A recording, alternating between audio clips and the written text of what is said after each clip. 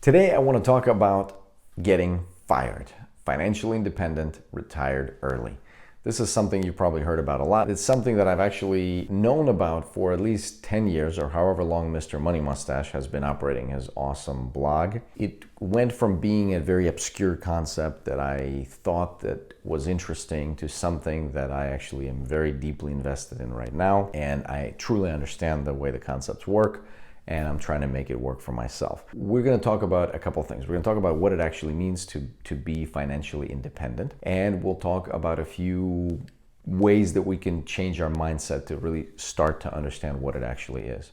Financial independence means that you have amassed, saved, accumulated enough capital where you no longer have to work because your capital, your money, is providing for all of your expenses, for your living expenses, for everything that you need. In order for this equation to work in our favor, we need to do two things. We need to make sure that our expenses are actually as low as they could be, while our savings rate is as high as it can be, and that will allow us to amass this capital as soon as possible.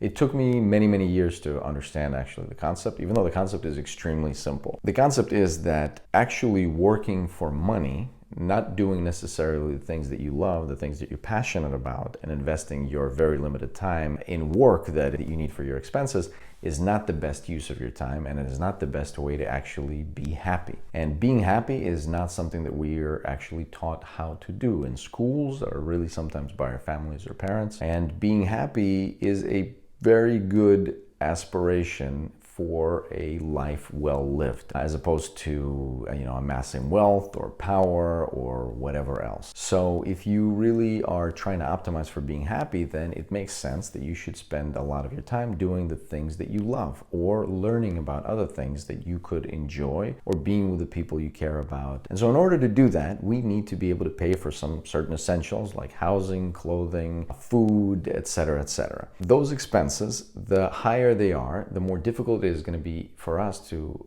accumulate the capital necessary in order to be able to pay for those expenses passively, which is what financial independence really means. It means you have enough capital, will actually pay by itself for your expenses, for all of your expenses. There's a rule of 25. It means basically that if your capital returns 4% annual returns, then you only need to multiply your annual expenses by 25 to know that the amount you actually need to save in order to be financially independent. So that's your goal for financial independence. So let's say your annual expenses are $40,000. We'll make it for simple math.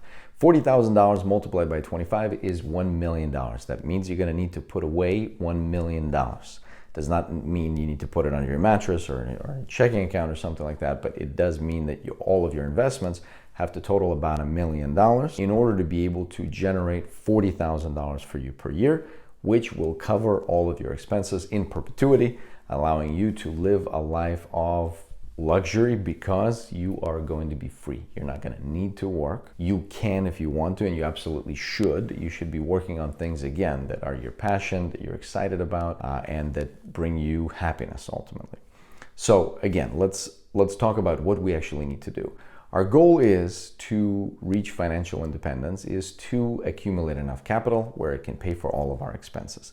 We can do this two ways. We can obviously increase our income, and we'll talk about that on the channel, about different ways you can get side income, the right careers to go into. And the other thing we can do is we can actually lower our expenses. And we will talk a lot about how to do that. I'm not a proponent of saving, penny pinching and saving absolutely every last dollar. However, I am a proponent of being smart about your money and really investing it when it actually brings you happiness, changes your quality of life substantially and in a long-term manner. And we'll talk about what all that means. But effectively right now, I want to try to explain to you what financial independence is and why you should be excited about it. Because when I heard about it 10 years ago, I thought it was actually something that I couldn't get excited about because I couldn't picture myself not working. And what that means is I couldn't picture myself not being industrious, not coming up with new businesses or looking for work or looking for a way to get more money or building new things or being creative or whatever. But first things, it's definitely not that. In fact, it's the opposite. It's something that you want to have as a long-term goal. It could take 20 years. It could take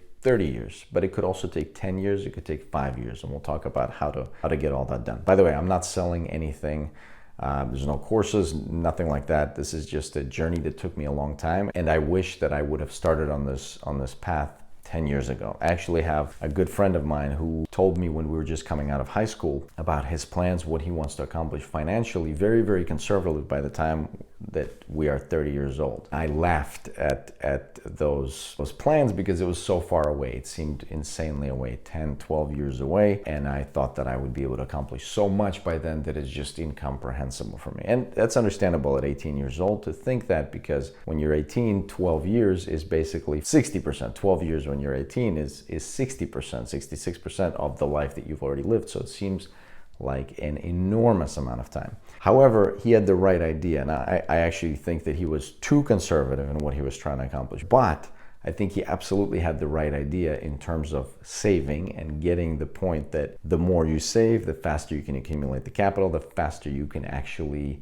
get to a point of retirement. And when he was bringing up retirement, I was thinking doing nothing and not being industrious, so it wasn't appealing at all. But I ended up over the next basically 10 years not saving anything. I earned a lot of money, but I wasn't able to save anything. I went into debt, a lot of other stuff that I hope that you won't do.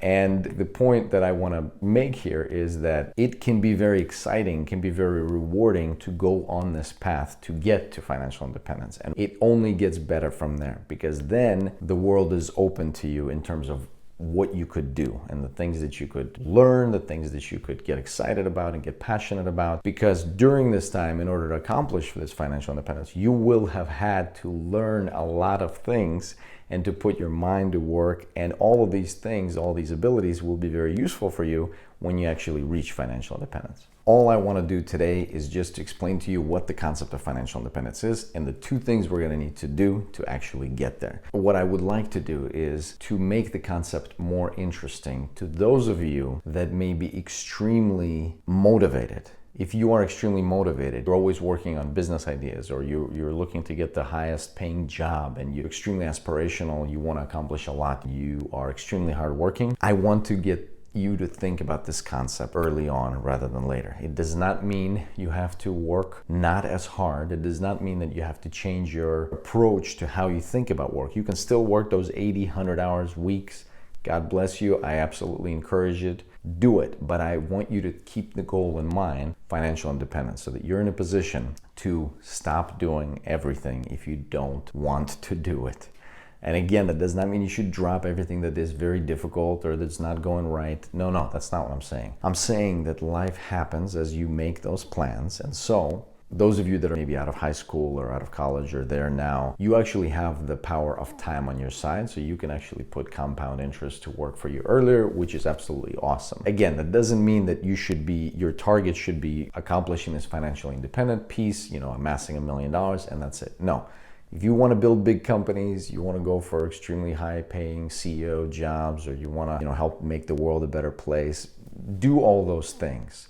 But just have this as your side goal that has to always be on track. So we're going to talk about obviously maximizing your retirement. We're going to talk about saving a lot of your income, of spending less, of treating debt with the proper respect, of how to build your credit history, and all of these type of things: how to spend, how to save, how to make money, how to increase your earning potential, all of that stuff. I want to tell you that this is a worthwhile pursuit. This is absolutely a worthwhile pursuit because we're trying to optimize for happiness. We're going to learn how to be happy. And one of the first things you have to have in order to be happy is freedom. And freedom could be a dangerous thing if you're not disciplined, if you don't know what you want. You could waste a lot of time. You could do things that maybe are suboptimal to your health, etc. But all of the things that you're going to need in order to become financially independent are all of those things that are going to keep you properly and fruitfully occupied when you are financially independent.